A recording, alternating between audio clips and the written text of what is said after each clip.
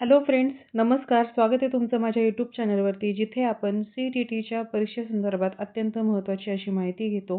तर आजच्या व्हिडिओमध्ये आपण CTT परीक्षेसाठी तुम्हाला कशा प्रकारची OMR शीट ही दिली जाते आणि ती कशी भरायची या संदर्भात महत्त्वाची माहिती घेणार आहोत. तर त्यासाठी व्हिडिओ शेवटपर्यंत नक्की पहा. तर इथे तुम्ही पाहू शकता की तुम्हाला अशा पद्धतीची OMR शीट दिली जाते. इथे पेपर 1ची ही OMR शीट आहे. इथे 1 ते 150 पर्यंतचे प्रश्न असे दिलेले असतात. आता आपण CTT म्हणजेच केंद्रीय शिक्षक पात्रता परीक्षा आणि या परीक्षेसाठी जी OMR शीट दिली जाते ती कशी भरायची असते याची माहिती घेऊयात.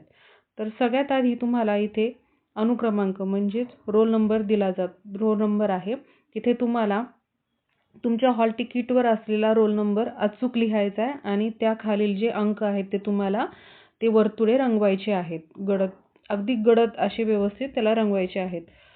दुसरा मुद्दा आहे मुख्य प्रश्न पुस्तिका म्हणजे मेन टेस्ट बुकलेट नंबर. तुम्हाला जी मेन प्रश्न पुस्तिका तिथे दिली जाते त्याच्यावरती तुम्हाला प्रश्नपत्रिकेचा क्रमांक दिलेला असतो. ते बरोबर अंक पाहून तुम्हाला इथे लिहायचे आहेत आणि त्याखालील हे वर्तुळे देखील रंगवायचे आहेत.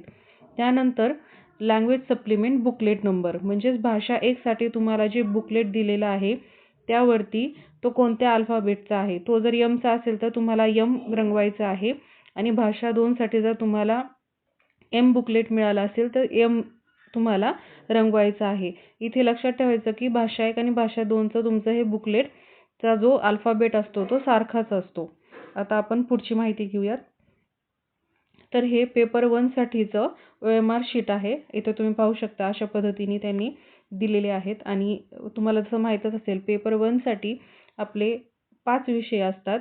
त्या विषयांवाईजच इथे त्यांनी हे कॉलम केलेले आहेत आणि हे भरताना मात्र व्यवस्थित काळजी घ्यायची आहे. आता इथे सगळ्यात महत्त्वाचं म्हणजे की OMR शीट भरताना नेमकी महत्त्वाची काळजी काय घ्यायची आपण आता ते पाहूयात.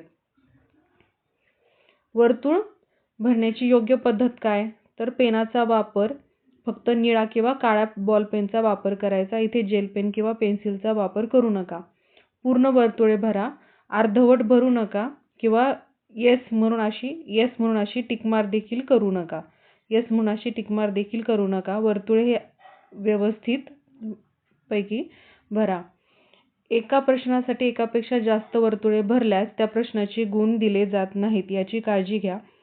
आता काही महत्त्वाच्या सूचना म्हणजे अजून खाडाखोटाळा OMR शीटवर व्हाईटनर किंवा इरेजरचा वापर करू नका. त्यामुळे स्कॅनिंगमध्ये अडथळा निर्माण येऊ शकतो आणि तुमची जी OMR शीट आहे ती बाद होऊ शकते. भाषा निवड. CTT मध्ये अनेक विद्यार्थी येथे चुका करतात.